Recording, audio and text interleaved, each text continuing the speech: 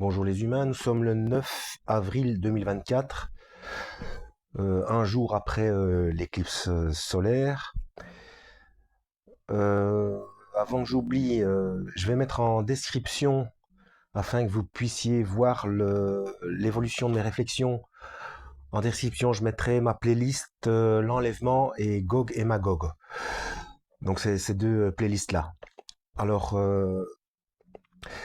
concernant l'éclipse solaire qui s'est passée hier, 8 avril 2024, a priori, à part l'éclipse, il ne s'est rien passé. Quoique je me sois pas encore penché, et je vous invite à le faire, on ne sait jamais. S'est-il produit quelque chose au niveau des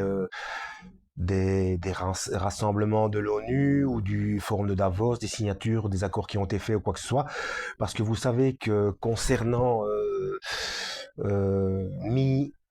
de mi-septembre à peu près à mi-octobre, énormément de monde s'attendait à l'enlèvement.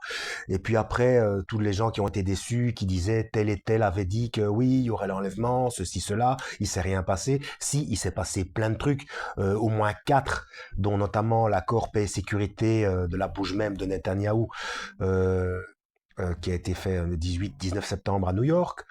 Euh, Puis d'autres choses aussi. Enfin, c'est pour ça que je vous mets mes playlists Gog et Magog et l'enlèvement, hein. Donc ces choses-là sont divulguées dans ces playlists. Alors, mais une chose me turlupinait depuis que j'ai fait la première vidéo concernant l'éclipse, ma réflexion sur l'éclipse, c'est que donc ça se passe pendant la période du Ramadan, qui correspond dans la même période à la Pâque juive, et aujourd'hui, la fête de l'Aïd, la fin du Ramadan. Donc tout ça, c'est au niveau religieux, hein.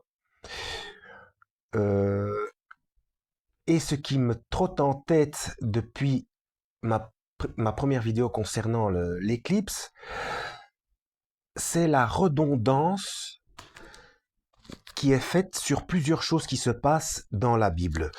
Vous savez, enfin, pour ceux qui me suivent, j'en avais déjà parlé que, par exemple, quand Moïse ouvre la mer en deux, tout le monde se focalise sur cet épisode-là, alors que ça s'est fait trois, voire quatre fois. Trois fois, c'est sûr et certain. C'est que par la suite, il y a Élie et Élisée qui ont aussi séparé la mer en deux. Non, non, les eaux du Jourdain, pardon, les eaux du Jourdain. Et puis un quatrième cas, enfin, je suis pas plus sûr que ça, mais il me semblait qu'il y avait un quatrième cas. Enfin bref, certaines choses se passent plusieurs fois, mais parfois de manière moindre, etc. Et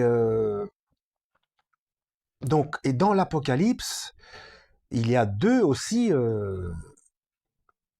fois où, enfin, on pourrait penser qu'il y ait deux épisodes de Gog et Magog.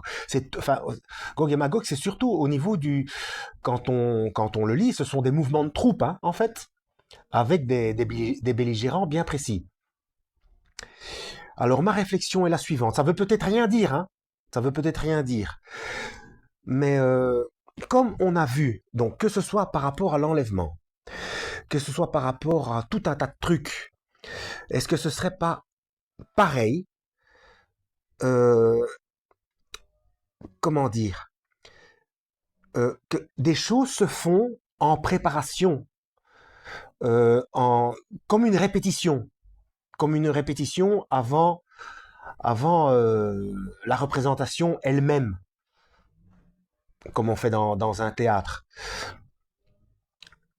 Euh, la marque, elle est bien en fonction, elle fonctionne. Allez voir ma playlist 666 fonctionne, donc le système de paiement à main fonctionne, il n'y a pas de... Mais ce n'est pas mondial et ce n'est pas encore obligatoire. Et quand on lit l'Apocalypse, on voit bien que des choses se passent aussi après, à la fin des 1000 ans de paix, il y a un dernier sursaut de révolte du malin avec une partie des humains.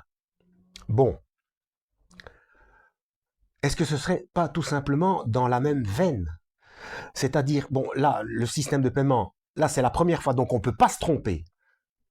On ne peut pas se tromper par rapport à ça, mais est-ce qu'il viendrait pas de manière totale sur la planète après les 1000 ans, avec justement l'obligation sous peine de mort. Vous voyez, parce que vous savez, si vous me suivez, vous savez qu'en fait, il faut lire les Écritures de manière intemporelle, puisque on le sait maintenant au niveau quantique, c'est pas que le temps n'existe pas, le temps existe, mais c'est comme un bloc. C'est pour ça que donc il y a le destin, malgré qu'il y ait le libre arbitre, tout a été mis d'un bloc, tout a été décidé, et nous promenons entre guillemets sur notre propre ligne temporelle. Ça, c'est au niveau scientifique. Hein.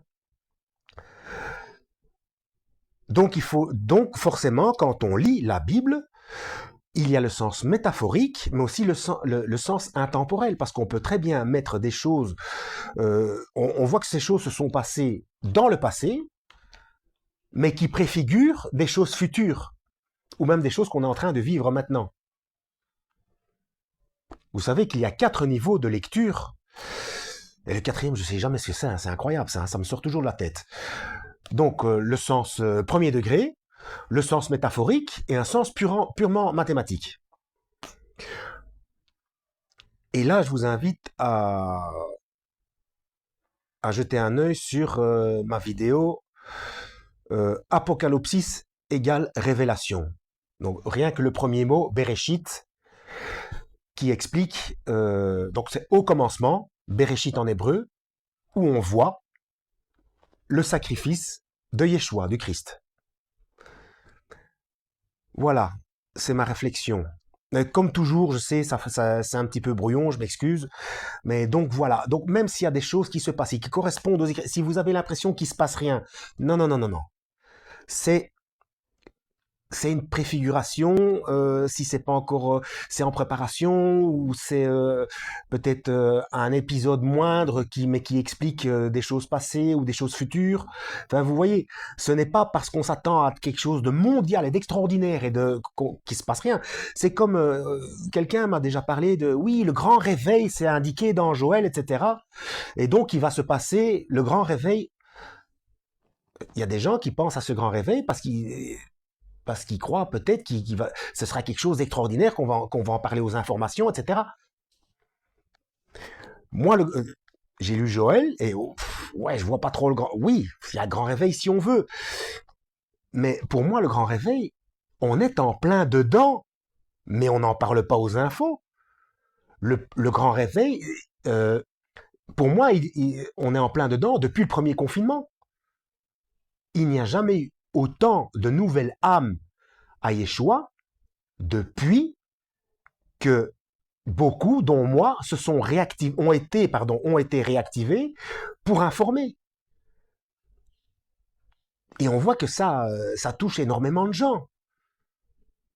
Donc pour moi, on est en plein dedans dans le grand réveil. Et puis, faut pas oublier que nous sommes sous le règne de Lucifer en ce moment, comme Yeshua l'a dit, comme le Christ l'a dit.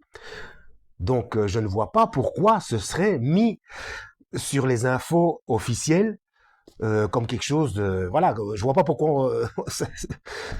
bon, vous m'avez compris, hein. Voilà, et si je voulais encore rajouter un truc qui, bien sûr, m'est sorti de la tête, mais bon, c'est déjà pas mal, ouais, presque 9 minutes. Voilà, bonne cogitation. Lisez vous-même, ne pas oublier de lire vous-même. Plusieurs versions de la Bible, c'est mieux, et puis intéressez-vous aux langues d'origine. Hein. Faites comme les gens de Béret qui vérifiaient chaque fois eux-mêmes. Hein. Voilà, que Dieu vous guide.